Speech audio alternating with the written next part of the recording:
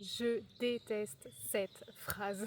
Bonjour, bonjour, moi c'est Pauline, je suis comportementaliste équin et tu l'auras compris, il y a une phrase que j'ai entendue pendant longtemps et que je ne savais pas quoi en faire. C'était « Écoute ton cheval, il te parle ». Ok, il me parle, mais c'est-à-dire? Bref, aujourd'hui dans cette vidéo, je vais répondre à la question. Il me parle, ok, comment? Donc là, ce que je vais te partager, c'est vraiment mon avis, ok? C'est comment moi je vois les choses et je t'invite à me dire en commentaire comment toi tu vois les choses ou si tu as entendu une autre manière de voir. Mais grossièrement, je coupe le cheval en trois.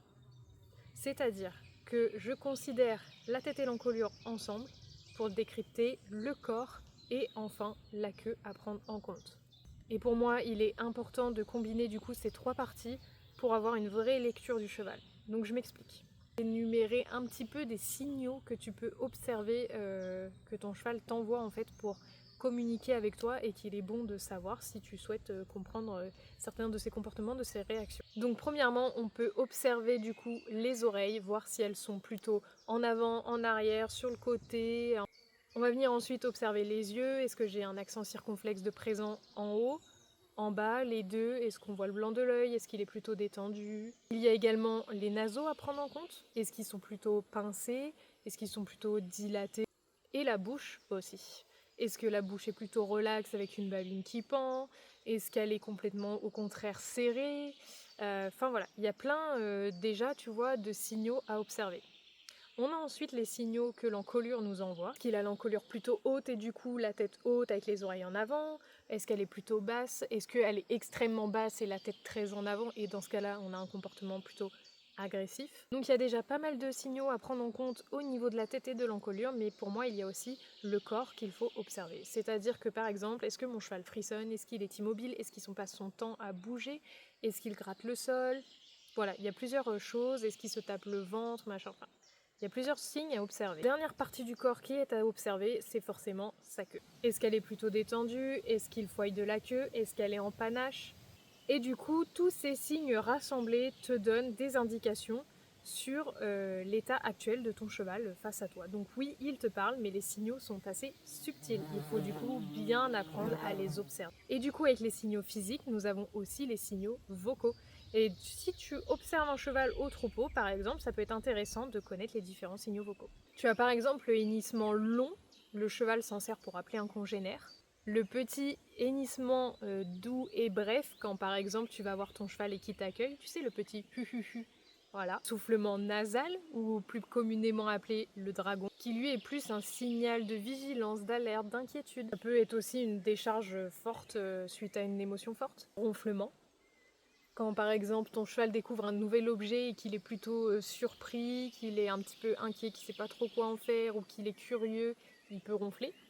Tu as aussi le gémissement aigu, par exemple, que tu peux observer lorsque deux chevaux qui ne se connaissent pas se rencontrent à travers la clôture et qui balancent les antérieurs. Bref, tu as tous ces signaux qui viennent se combiner et ça te permet de savoir un petit peu dans quel mood est ton cheval. Si tu veux en apprendre plus sur le sujet au niveau de la théorie, n'hésite pas à aller du coup dans la barre de description comme je te disais en début de vidéo. Je vais te mettre une liste de livres à lire. Mais si tu as envie de pousser un petit peu dans la pratique, regarde autour de chez toi s'il n'y a pas des stages organisés par des comportementalistes qui permettent l'observation de troupeaux par exemple et qui t'aident à t'accompagner dans le décodage de ces signaux. Avec tous ces signaux, du coup, tu peux apprendre à décoder la peur, la curiosité, la détente, l'agressivité, l'inquiétude, enfin bref, je pense que tu as compris. Et donc par exemple, pour la détente, après ça peut varier un petit peu d'un cheval à l'autre, mais en cas général, pour la détente, tu as les oreilles sur le côté, les yeux un peu mi-clos, la babine qui pend, tu vois. Moi, par exemple, un de mes chevaux, la détente, c'est les oreilles sur le côté, la babine qui pendouille, mais il n'a pas toujours les yeux mi-clos, des fois il a les yeux normaux, ou mi-clos, ou complètement fermés, ça varie vraiment. Je trouve aussi qu'on parle pas beaucoup de la douleur qui est repérable très fortement chez certains chevaux qui sont très expressifs. Tu peux avoir des chevaux qui cachent totalement leurs émotions. Moi, par exemple, ma jument, quand elle est douloureuse, on ne voit pas du tout. Au contraire, j'ai un de mes ongres. Il plisse les yeux, il a la mâchoire serrée, il a vraiment tout le visage qui est tendu, ainsi que le corps. Tu le vois quand même assez bien. Enfin bref, tu l'auras compris, le cheval, oui, nous parle.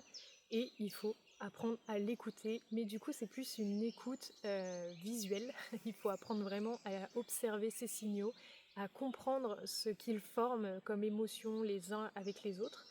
Et ça te permettra de mieux comprendre ton cheval, ça va te permettre de mieux accompagner ton cheval. Par exemple, si tu travailles et que ton cheval d'un coup se met en position de peur, eh bien tu vas pouvoir vraiment chercher pourquoi il a peur, qu'est-ce qui se passe, ou bien s'il est complètement blasé, voire éteint, peut-être que tu es face à un cas de résignation acquise, pourquoi il est en résignation acquise, qu'est-ce qui fait qu'on en est arrivé là, etc.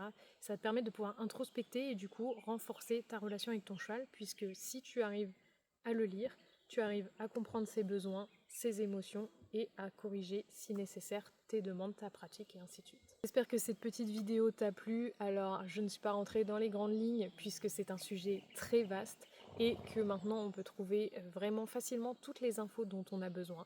Cette vidéo est juste là pour te pousser dans ton questionnement. Je t'invite à t'abonner, à me mettre en commentaire si tu as envie qu'on parle d'un sujet en particulier. Et je te dis à bientôt pour la prochaine vidéo. Et sinon, on se retrouve un peu tous les jours en short. Allez, salut!